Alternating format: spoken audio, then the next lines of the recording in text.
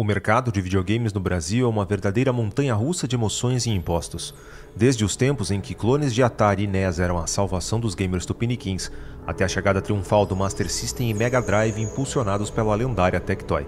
Quem diria que a pirataria e a informalidade seriam os grandes heróis dessa epopeia gamer? Mas claro, não podemos esquecer dos vilões, os impostos.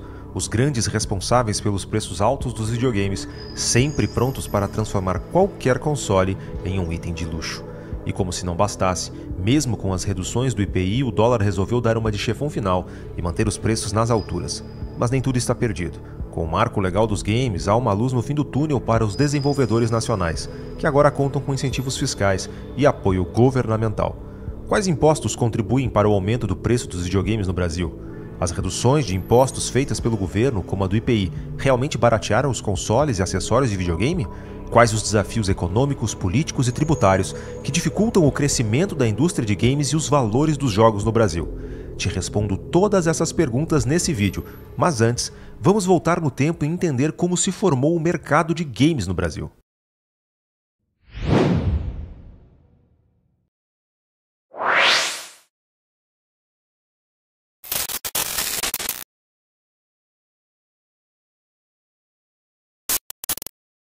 Para compreender o desenvolvimento peculiar do mercado de games do Brasil, é essencial considerar o contexto histórico antes da extinção da reserva de mercado. Durante a ditadura militar, o governo adotou uma política de reserva de mercado que visava proteger a produção nacional, limitando a importação de produtos de tecnologia e entretenimento. Ao invés de deixar que a tecnologia estrangeira entrasse livremente, o governo decidiu que o Brasil poderia se virar com o que tinha. Essa política, inicialmente aplicada ao setor de informática, acabou se estendendo a diversos outros mercados, como o automotivo, criando um ambiente restritivo. O objetivo era fortalecer a indústria local, mas na prática, a falta de acesso a tecnologias e componentes internacionais prejudicou a inovação e a qualidade dos produtos. Essa política formalizou-se em 1984 com a lei federal que criou a PNI e estabeleceu a Cacex como órgão regulador das importações. A fiscalização era caracterizada por favoritismo e corrupção, onde a liberação de importações dependia mais de contatos e influências do que critérios técnicos. Para importar qualquer coisa, era necessário ter a sorte de ter um bom QI. Não o quociente de inteligência, mas o QI de quem indica. O resultado disso foi um mercado onde a tecnologia era tão escassa quanto as boas notícias em um noticiário de crise, e onde contrabando e tráfico de influência eram quase uma necessidade para quem queria algo mais sofisticado. Na década de 70, o Brasil viu surgir os primeiros consoles de videogame, muitos deles clones do famoso Pong. A Taito trouxe o Elepong, um clone do console. E a Ford, por meio da Philco, lançou o Telejogo, que foi o primeiro console vendido no país e marcou a primeira geração de videogames no Brasil. Seu preço mais acessível o tornou uma opção viável para os jogadores brasileiros.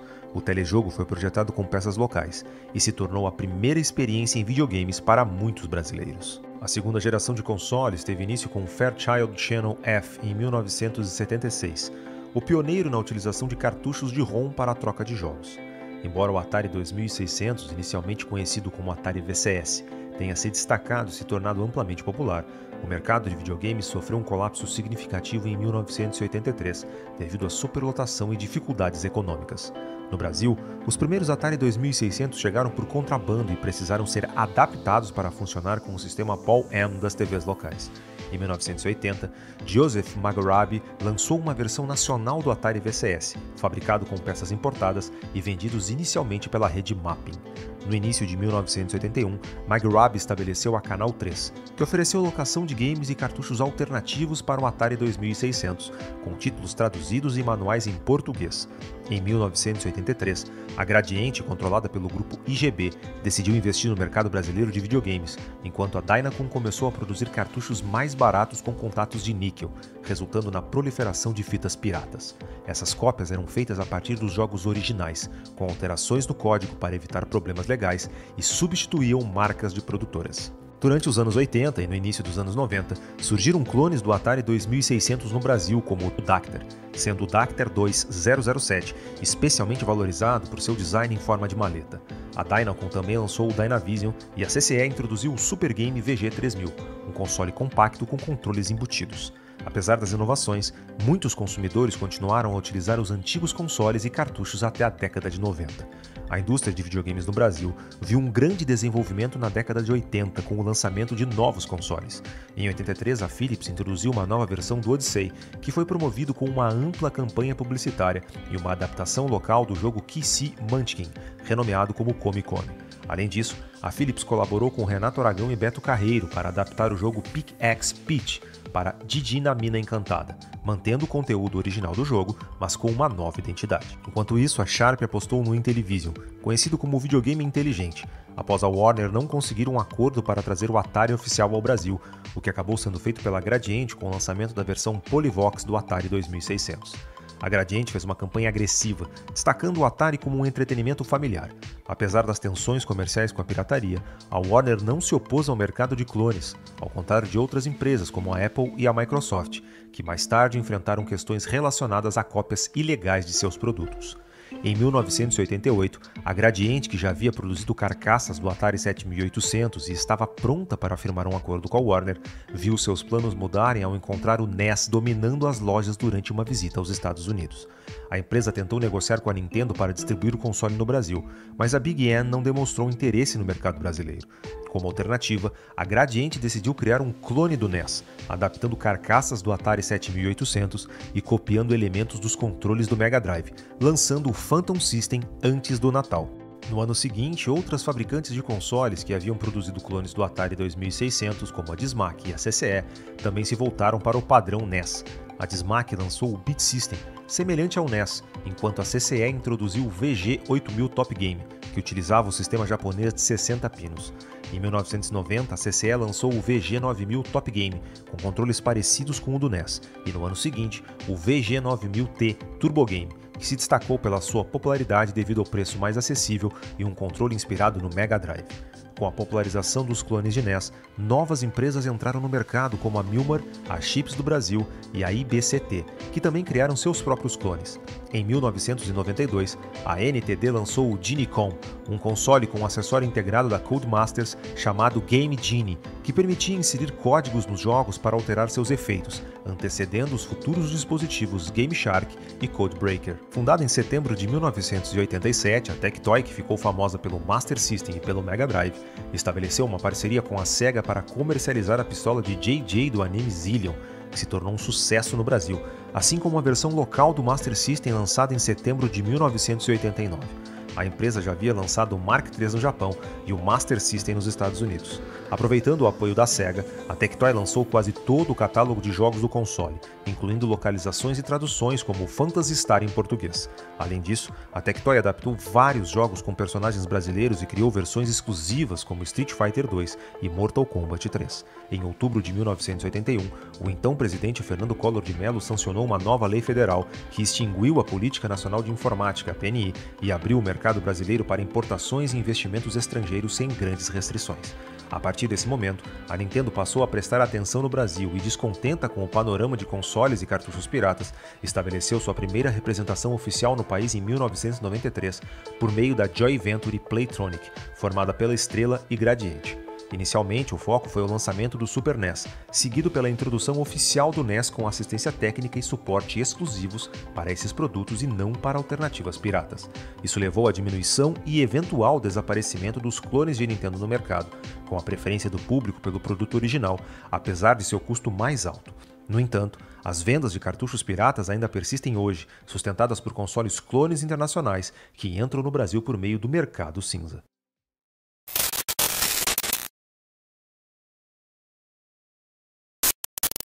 Você já se perguntou por que os preços dos videogames no Brasil são tão altos em comparação com outros países? A resposta está na complexa cadeia tributária que incide sobre esses produtos. No Brasil, a carga tributária pode chegar a impressionantes 70%. Entre os principais impostos que pesam sobre os games destacam-se o imposto de importação, o IPI, o ICMS, além das contribuições sociais como o PIS e a COFINS. Esses tributos são aplicados de forma cumulativa, ou seja, um imposto é cobrado sobre o valor já acrescido dos impostos anteriores, criando um efeito cascata que eleva o preço final dos produtos. Esse cenário é ainda mais preocupante quando consideramos que, ao contrário de outros itens, os jogos de videogame enfrentam uma carga tributária desproporcional, dificultando o crescimento do mercado nacional. Em 2019, o então presidente Jair Bolsonaro assinou um decreto que reduziu a alíquota do IPI para videogames no Brasil. Nos 3 anos seguintes, novas reduções foram feitas.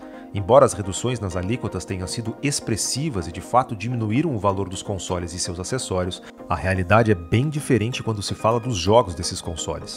Eles também sofreram redução de impostos, mas seus preços só decolam. Games que antes custavam em torno de R$ 180 são facilmente encontrados por 350. A situação é ainda pior quando se trata de games lançados com conteúdos exclusivos em versões premium ou qualquer outro nome que seja dado para encarecer os jogos. O valor pode chegar até R$ 600. Um dos motivos alegados para essas subas são as constantes altas no dólar, o que de fato contribui, pois os games são importados. Outra pauta que é relacionada é a falta de microcircuitos que sofreram com a escassez durante a pandemia e alavancou os preços. Mas se pensarmos que ela foi muito pior na questão de fabricação de consoles e eles já se recuperaram, tanto que tiveram seus valores reduzidos, é difícil entender por que os games não seguiram o mesmo caminho. Quando os jogos passaram a vender mais digitalmente do que em mídia física, tinha-se a esperança de que os valores seriam menores, uma vez que custos foram suprimidos. Ledo engano. Eles não só não baixaram, como subiram de preço. Aliado a tudo isso, mais uma desvantagem. A mídia física era possível trocar ou até mesmo vender, já a mídia digital não. Ela estará na biblioteca da plataforma enquanto a conta persistir, sem possibilidade de recuperação de dinheiro ou troca. Para os jogadores de console, a conta fica ainda mais cara, pois plataformas como PlayStation Network e Xbox Network cobram para que seus usuários joguem online. Enquanto a plataforma da Sony oferece planos que vão de R$ 278 até R$ 538 por ano, a plataforma da Microsoft oferece planos que vão de R$ 34,99 até R$ 59,99 por mês. Não se enquadram nesses casos games que são gratuitos para jogar online, como por exemplo Fortnite, Call of Duty Warzone, eFootball, entre outros. A comunidade gamer não está de braços cruzados. O mesmo não é possível dizer de nossos representantes. A PEC 51 de 2017, publicada no Diário do Senado Federal em 20 de dezembro de 2017, visava isentar de impostos consoles e jogos de videogame produzidos no Brasil. A proposta surgiu do E-Cidadania, uma plataforma que permite aos cidadãos sugerirem ideias legislativas. Os senadores Marta Suplicy e Hélio José, entre outros, apresentaram a PEC com o objetivo de incentivar a produção nacional de consoles e jogos, tornando-os mais acessíveis ao público brasileiro. A justificativa era que a isenção tributária poderia fomentar a indústria e tecnologia de entretenimento no país.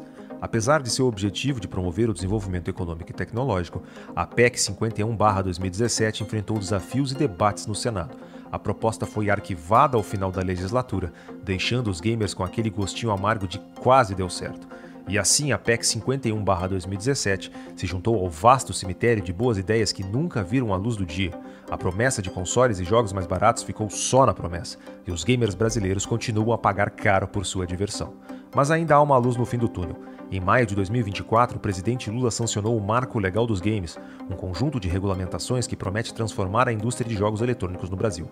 O projeto de lei proposto pelo deputado Kim Kataguiri traz uma série de mudanças significativas que visam fomentar o desenvolvimento do setor, incentivar a inovação e garantir a proteção dos direitos dos consumidores e desenvolvedores. Uma das principais novidades do Marco dos Games é a concessão de incentivos fiscais para empresas que desenvolvem jogos no Brasil. Com a redução ou isenção de impostos, espera-se que mais empresas invistam no país, gerando empregos e impulsionando a economia. Além disso, o Estado vai apoiar a capacitação de recursos humanos, incentivando a criação de cursos técnicos e de nível superior, focados na programação de videogames. O uso de microtransações em jogos eletrônicos será monitorado pelo governo para evitar abusos. Essa medida visa proteger os consumidores, especialmente crianças e adolescentes, de práticas comerciais predatórias. As empresas deverão garantir que seus jogos não promovam negligência, discriminação, exploração, violência, crueldade ou opressão contra menores. A responsabilidade pela classificação etária dos jogos agora é do governo. Essa mudança busca assegurar que os jogos sejam apropriados para diferentes faixas etárias, protegendo os jovens de conteúdos inadequados.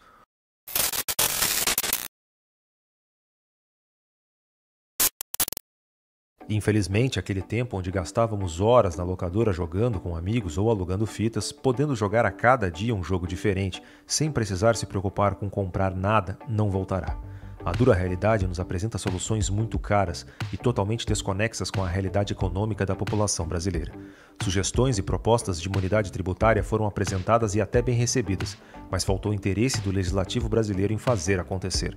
Quem sabe um dia, em um futuro distante, essas sugestões e propostas renasçam das cinzas como uma fênix tributária. Além das medidas tributárias, investir em educação e capacitação é essencial para estimular o desenvolvimento de jogos no Brasil. A criação e expansão de cursos técnicos e universitários focados em desenvolvimento de games, programação e design de jogos poderá proporcionar uma mão de obra qualificada para atender à demanda do setor. O governo, em parceria com instituições de ensino e empresas privadas, pode financiar programas de incentivo ao empreendedorismo, ajudando pequenos desenvolvedores a formalizarem seus negócios.